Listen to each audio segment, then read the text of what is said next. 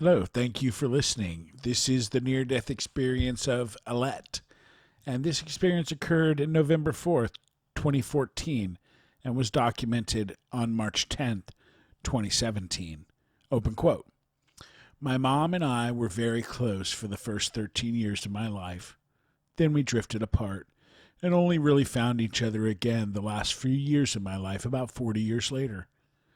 This was a year or two before she was diagnosed with pancreatic cancer just after Christmas 2013, and we were told she had a few weeks to live. She lived for almost a year, not only a few weeks. Fortunately, she had Alzheimer's, so she never realized she had cancer or that she was in pain. We were fortunate she knew us the whole time. She also played a mean game of bridge 3 times a week, right up until she passed over. Every time we'd ask her how she was feeling, she would say, "My health is the one thing I can't complain about. I have white bread under each arm." It was only the last month that she was bedridden and the last day that she was on morphine. She was home nursed at my sister's house, and I slept next to her again on her last night. It was the first day she was unable to communicate with us because of the morphine. I lay next to her with my earplugs in and my earphones playing gentle music into my ears over the earplugs, desperately trying to cut out her chain Stokes breathing. Chain Stokes breathing. But I gave up because the noise cut right through everything. I was unable to sleep. At one point, I decided to take out my earplugs, turn off the music, and just be with her in her dark hour. Then I wondered if I could connect with her. I was unable to touch her hand as she had them clasped together under her chin, so I touched her arm. I don't know what I expected, maybe to hear her say, "My child, I am fine," or something like that. All I know is that I was blown away by what I experienced. I saw the gentlest, deepest, richest light. It was white and silver, but predominantly gold.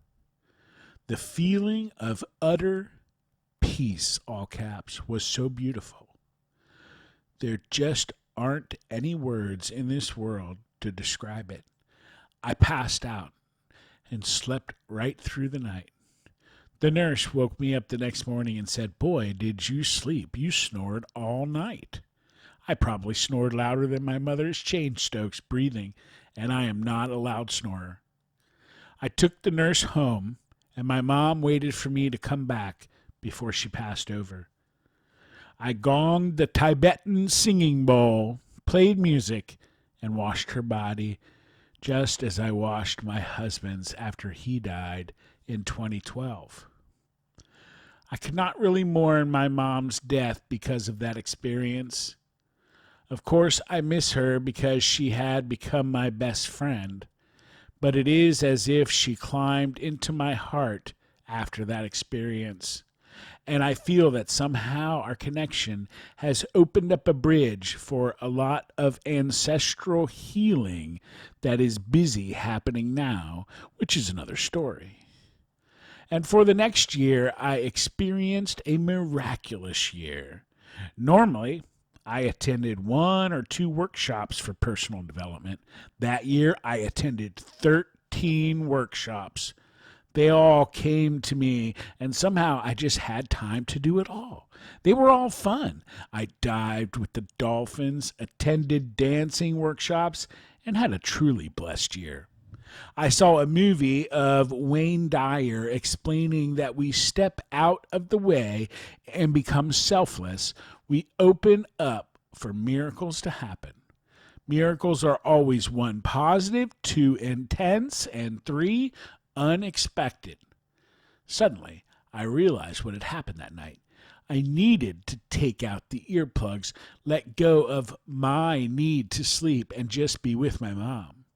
Then I was unexpectedly hit with an intensely positive experience. This opened up my life to miracles. As Anita Moriani says, it is an event that opens a door for ongoing realizations to happen. At first, I was euphoric and tried to explain to everybody. Nobody understood. Then I started withdrawing into a world of feeling more connected to the other side than here. After reading Anita's book, I learned about this website and realized that maybe if I write about my indirect NDE experience, it might make a contribution to the NDE puzzle. I know here that I will be understood and heard. For me, a big message of encouragement in my experience was the fact that I was shown that people might sound to us as if they are suffering, but in reality they are already in a space of great peace.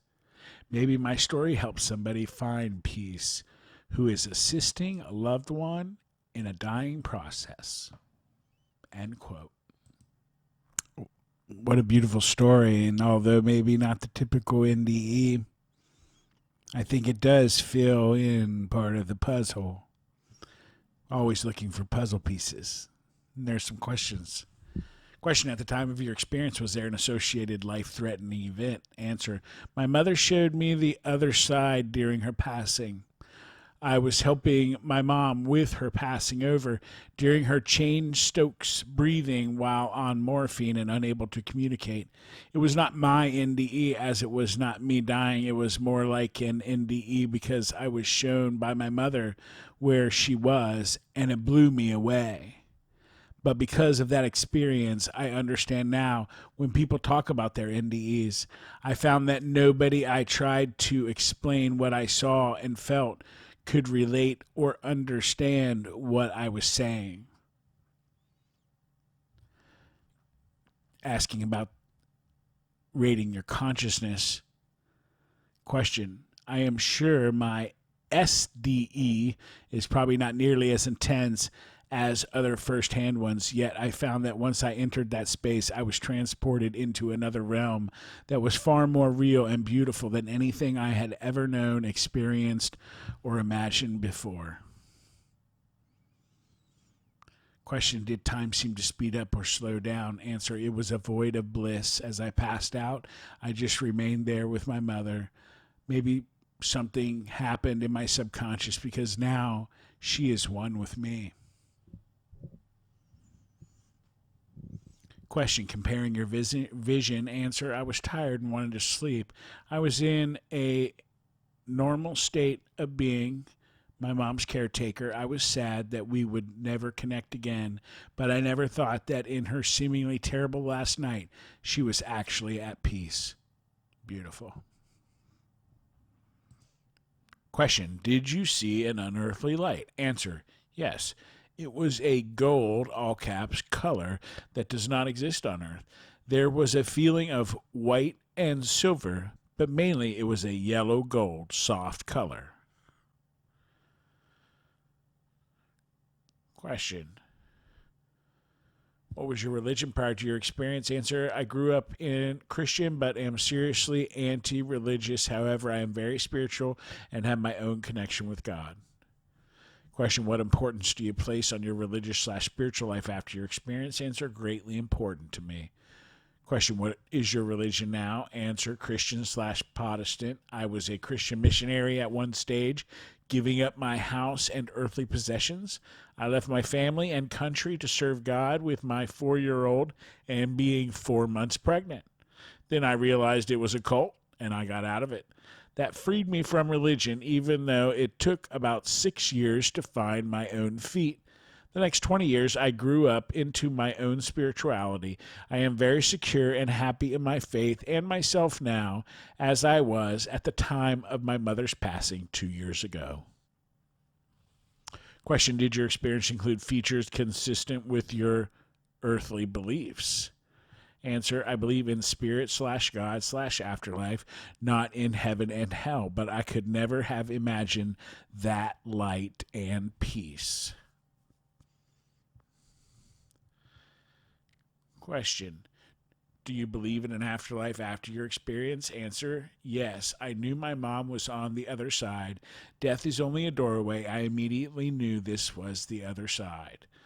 Question, what life changes occurred in your life after the experience? Answer, moderate changes in my life. I opened up to joy more, did many fun workshops over the next year.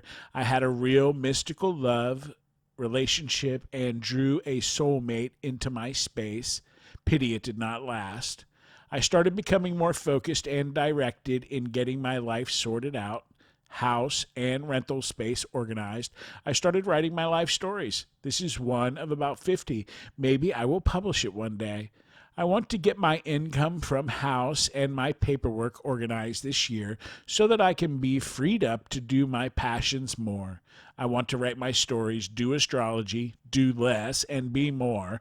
I want to spend more time in nature. Question, have your relationships changed specifically because of your experience? Answer, uncertain. My relationships with the other side have been more real and is becoming increasingly so. I have altars all over my house honoring my late husband, mom, and dad, and ancestors. My relationships with many people on this side have possibly become more estranged as I cannot talk nonsense and prefer my own company. Yet, my meaningful encounters with learners in my groups have deepened. Question, how accurately do you remember the experience? Answer, I spent a lot of time with my mom during her last year. We spent many hours in the Tokai forest at coffee shops, doing Sudoku, coloring books, massaging her feet, doing her nails, taking afternoon naps together. It was all so precious, but nothing can compare to that experience she shared with me. Question, do you have any psychic, non-ordinary, or other special gifts after your experience that you did not have before the experience? Answer, uncertain. I have always been tuned into my dreams. I don't know if it is more intense now because of the SDE experience or just because of time speeding up and us aligning with the galactic center this year. Never know. Question, have you ever shared this experience with others? Answer, yes. The next day I shared the experience. They looked at me as if I was mad. They tried to tolerate me and to listen, but my family has always thought me the weird one. They cannot understand, but my friend Liz understood. She's my ex-sister-in-law who was with me when my mom died. She helped me wash her body. She works with people passing over and understands NDE. I sometimes share it with people in my groups as it opens up deep conversation for people who are perhaps grieving. But mostly I keep it to myself these days and only share it with people who will listen respectfully and honor the experience. Question, is there anything else you would like to add about your experience? Answer, I would like to thank Anita Moriani for her courage to come back and to write her book. Her dad's words on page 73 saying, "You have always been here and always will be," shook me to the core. Later in the book, many other doors opened in my mind and my heart. Her book has made me realize that the veil between the worlds is not just thin, it is in fact translucent and penetrable. My husband, mom, and dad are still here, and I am there. We are all one, here, now, not just this side, but both sides. My ancestral awakening is probably bringing about healing in a way that is far beyond my understanding now. I must continue with my morning rituals because they are good for me to love me, enjoy life and myself, and be happy. As I am happy, I contribute to the happiness of the planet. Although it's okay to also sometimes be depressed, not always happy, it's okay to just allow the experience to be without not knowing and to flow with uncertainty. I start creating a life where I have more time to just be, not busy doing so much. Anita's description of her reaction after her NDE, her euphoria, and then her withdrawal from people made me feel, yes, I know what you're talking about. It made me realize that my experience was like an NDE. I never knew about this website before reading about it in her book.